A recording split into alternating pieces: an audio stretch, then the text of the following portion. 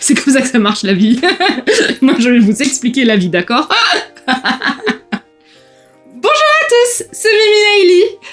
Je vais vous faire aujourd'hui un petit avis de lecture. Je crois que c'est la première fois que j'en fais un sur une chaîne Booktube. C'est parfait, génial.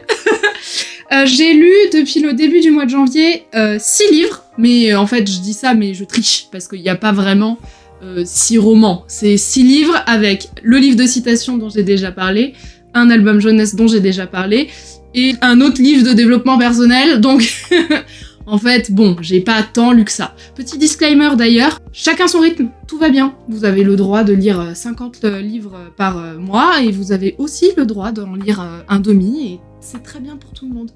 C'est très ok, d'accord? Donc c'est pas une compète, voilà. J'ai commencé l'année en lisant Faites vos jeux de Julia Richard, que je trouve très très beau. C'est un thriller.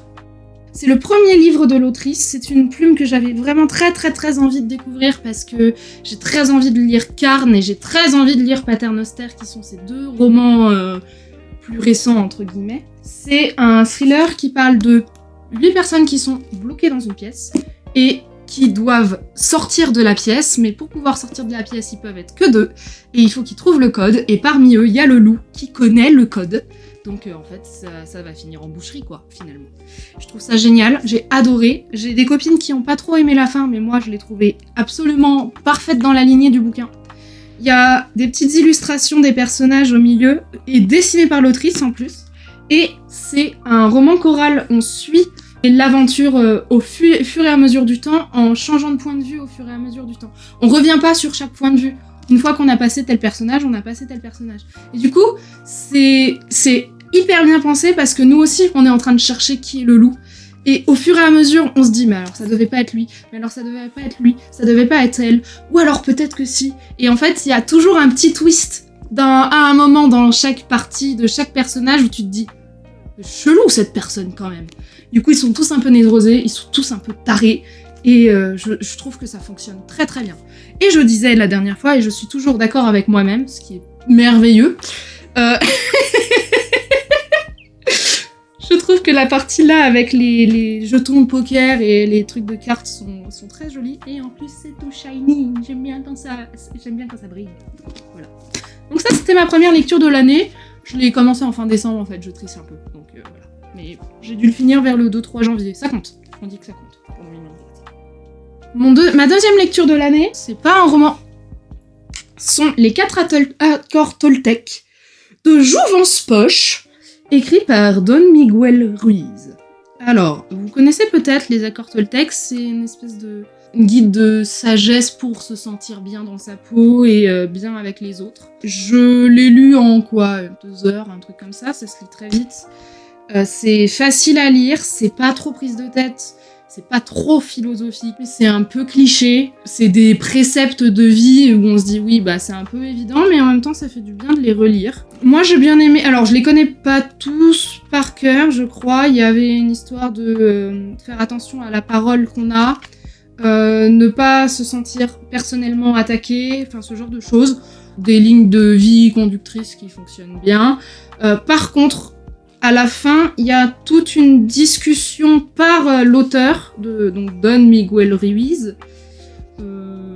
Là, par contre, la discussion, je la trouve culpabilisante. Je trouve que lui, il récupère les accords Toltec pour les tourner d'une certaine façon qui rend la chose un peu difficile à appréhender, ou en se disant mais bah, je fais pas les choses comme il faut, donc c'est normal que j'aille pas bien.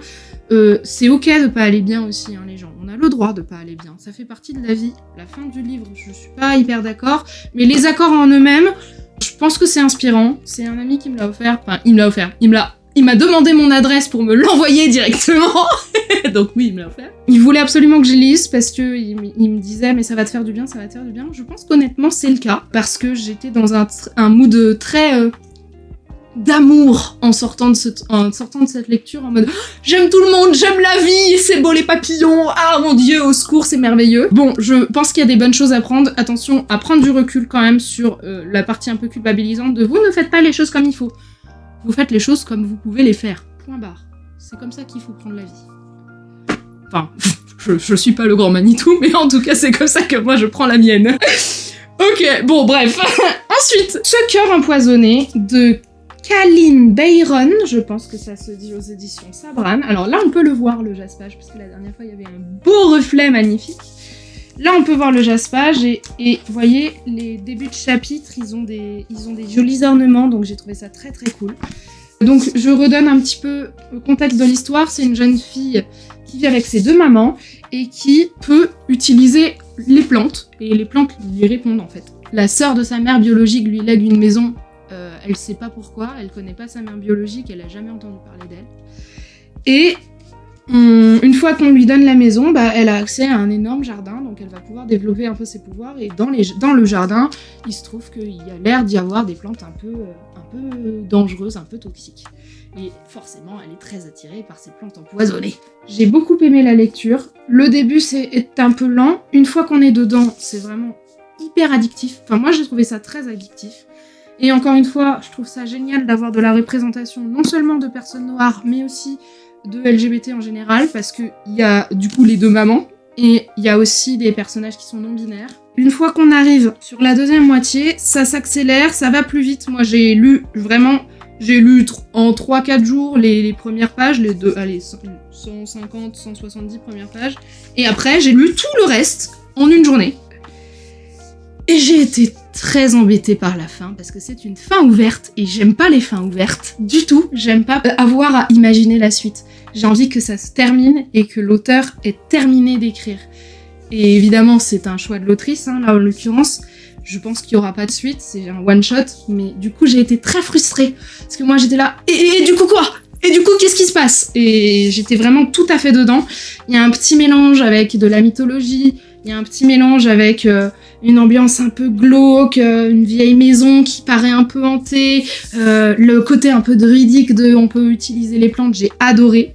Il y a eu 2-3 moments, je vais pas mentir, où je me suis dit, bon là c'est un peu lourd qu'ils appuient sur le fait que la jeune fille est noire et qu'ils ont pas vu beaucoup de jeunes enfants noirs dans la ville.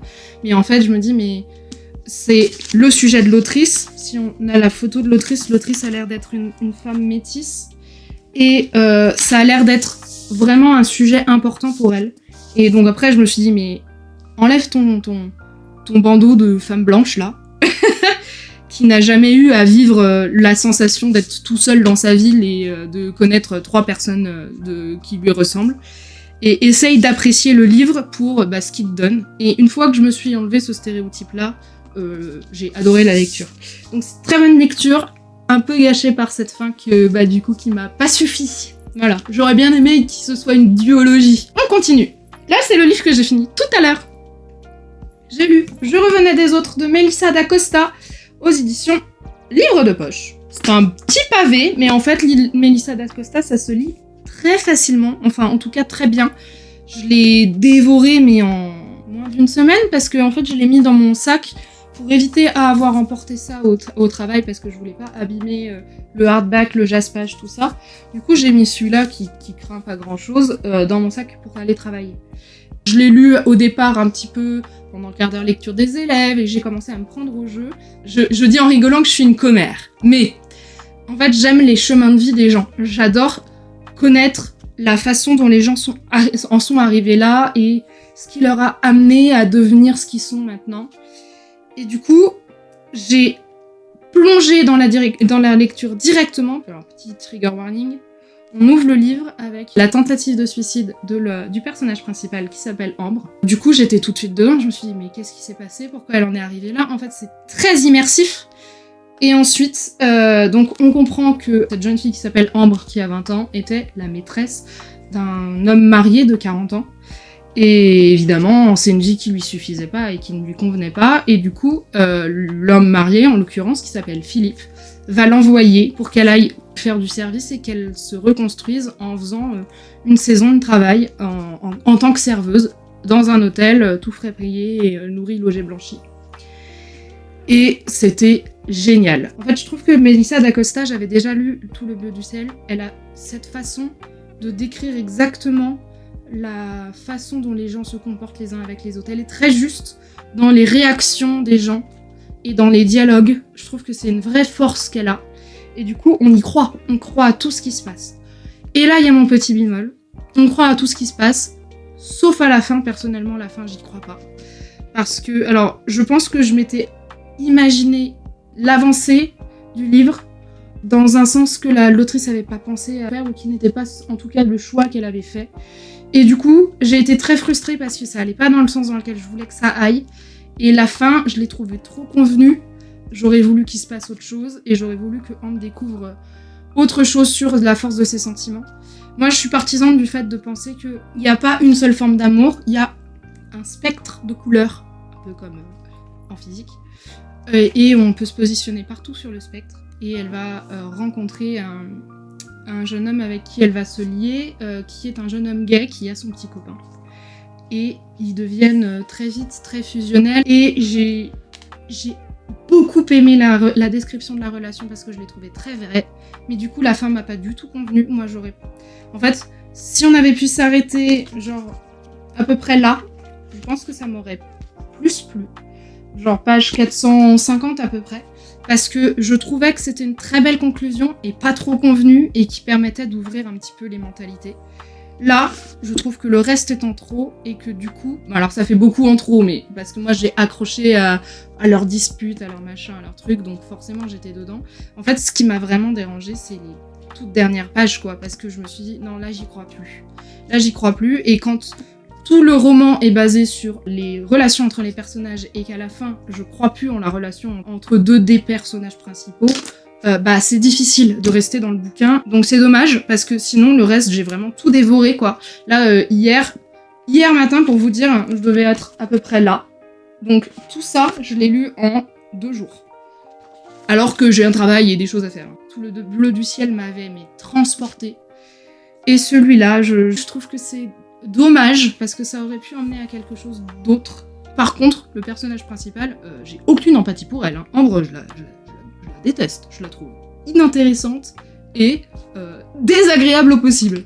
Je sais pas pourquoi je l'ai suivie pendant tant de temps. Je pense que je l'ai suivie grâce aux autres personnages autour d'elle qui sont, eux, très sympas. Mais alors, elle, franchement, quelle chieuse. Voilà. Bon, ça, c'était mon avis sur Melissa d'Acosta. Je revenais des autres. Et ensuite, les 2 derniers petits livres que j'ai lus depuis le début du mois de janvier, j'en ai déjà un peu parlé. Il y a ce livre de citations, Les 120 clés du bonheur, aux éditions Oxymore, collection Métamorphose, avec de très belles illustrations à l'intérieur. Il y a des citations qui m'ont beaucoup parlé. Ça m'a fait un peu penser aux écoles Toltec, je l'ai lu quasiment en même temps, donc c'est pareil, ça fait du baume pour l'âme. C'est des idées de comment se sentir mieux dans sa vie, mais c'est pas des préceptes à suivre absolument, et ça j'aime bien. Entre dans la pensée de la personne qui te parle, de Marc Aurèle.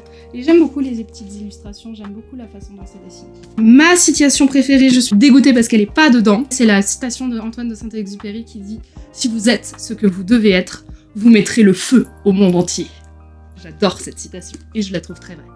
Et dernier livre que j'ai lu ce petit album jeunesse de Théo Godard et Virginie Costa aux éditions Mine-Édition qui s'appelle Merci Père Noël. Je vais pas tout spoil, mais voilà, c'est tout mignon, tout doux. C'est l'histoire du Père Noël qui, badaboum, tombe de son traîneau. Et après, haha, qu'est-ce qui se passe? Et c'est trop doux. C'est trop doux, c'est agréable. Alors maintenant, on est un peu tard pour la période de Noël, mais si vous avez des enfants, des neveux, des nièces, des cousins, des je sais pas qui a 3, 4, 5 ans, c'est une petite histoire facile à lire avant de faire dodo, je pense. Et c'est tout doux et tout mignon. Je conseille vraiment. Voilà. Eh bien, c'est tout, mes chers amis, c'est terminé. J'ai encore beaucoup parlé, je pensais que ce serait beaucoup plus rapide, mais non. Mais je suis une pipette, que voulez-vous dire. Je continue de vous souhaiter de très bonnes lectures en 2024. Et puis, ayez une douce vie et soyez ce que vous voulez être pour mettre le feu au monde entier.